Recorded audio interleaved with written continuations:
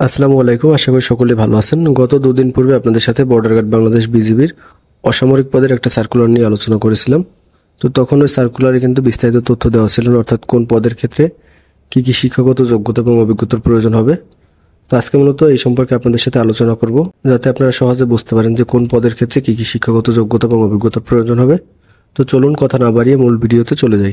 আপনাদের যাদের police special branch এবং চট্টগ্রাম ক্যান্টনমেন্ট বোর্ড সহ যে কোনো বাহিনীর লিখিত এবং ভাইভা পরীক্ষার চূড়ান্ত সাজেশনের প্রয়োজন হয়, সেক্ষেত্রে আপনারা চাইলে স্ক্রিনে দেওয়া হোয়াটসঅ্যাপ নম্বরে আমার সাথে যোগাযোগ করতে পারেন। লিখিত পরীক্ষার সাজেশনের পিডিএফ কপির মূল্য 50 টাকা এবং ভাইভা পরীক্ষার সাজেশনের পিডিএফ কপির মূল্য 50 টাকা। তো আপনাদের যাদের প্রয়োজন বিকাশ, নগদ অথবা রকেটে সেন্ড মানি করে সাজেশনের পিডিএফ কপিটি হোয়াটসঅ্যাপের মাধ্যমে সংগ্রহ করতে পারেন। Border guard public school and college Sylhet, এই প্রতিষ্ঠানটা মূলত এমপিওভুক্ত, অর্থাৎ সরকারি সুযোগ সুবিধা আপনাদেরকে দেওয়া হবে। নিয়োগ বিজ্ঞপ্তি অফিস সহকারী কাম কম্পিউটার অপারেটর। এক্ষেত্রে আপনাদের শিক্ষাগত যোগ্যতা থাকতে হবে এইচএসসি পাস, এবং পাশাপাশি আপনাদেরকে 6 মাসের কম্পিউটার কোর্স প্রশিক্ষণ প্রাপ্ত হতে হবে। এখানে আপনাদেরকে বেতন দেওয়া হবে 16তম গ্রেডে।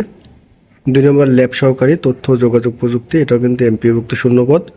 এটার ক্ষেত্রে আপনাদের শিক্ষাগত যোগ্যতা থাকতে হবে বিজ্ঞান বিভাগ থেকে এইচএসসি পাস, বেতন দেওয়া হবে 18তম গ্রেডে।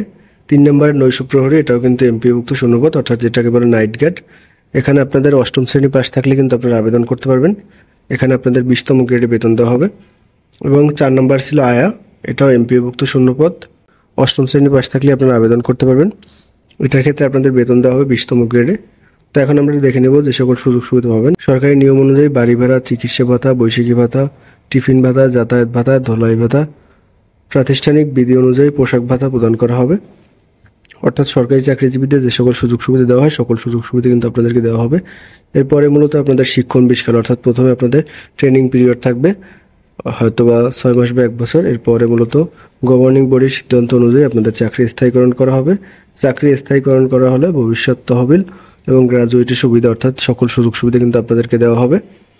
তো বাকি যে আবেদন পদ্ধতি, সেটা কিন্তু আমি আপনাদের সাথে পূর্বে আলোচনা করেছিলাম। যেমন আপনাদের আবেদনপত্র জমা দিতে হবে 14 জুন 2024 তারিখের মধ্যে, এবং আপনাদের 1 নং পদের ক্ষেত্রে 800 টাকা, 2 থেকে 4 নং পদের ক্ষেত্রে 500 টাকা আপনাদের কিন্তু পে অর্ডার করতে হবে।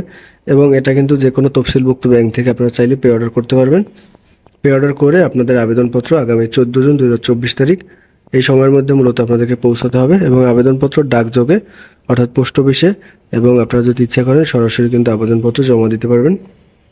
তো আজকের ভিডিও করার মূল উদ্দেশ্য ছিল যাতে আপনারা বুঝতে পারেন যে এখানে যে পদগুলো আছে, এই পদগুলোর ক্ষেত্রে কি কি শিক্ষাগত যোগ্যতা এবং অভিজ্ঞতার প্রয়োজন হয়। কারণ তারা যে প্রথমে যে সার্কুলারটা প্রকাশ করেছিল, সেই সার্কুলারে কিন্তু কোন পদের শিক্ষাগত যোগ্যতা কতটুকুর প্রয়োজন এবং অভিজ্ঞতা কতটুকু প্রয়োজন সেগুলো কিন্তু দেওয়া ছিল না, এবং আপনাদের কি কি সুযোগ সুবিধা দেওয়া হবে এটাও কিন্তু দেওয়া ছিল না। এই জন্য মূলত ভিডিওটি তৈরি করা হয়েছে।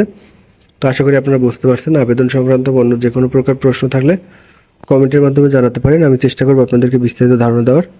ধন্যবাদ সকলকে।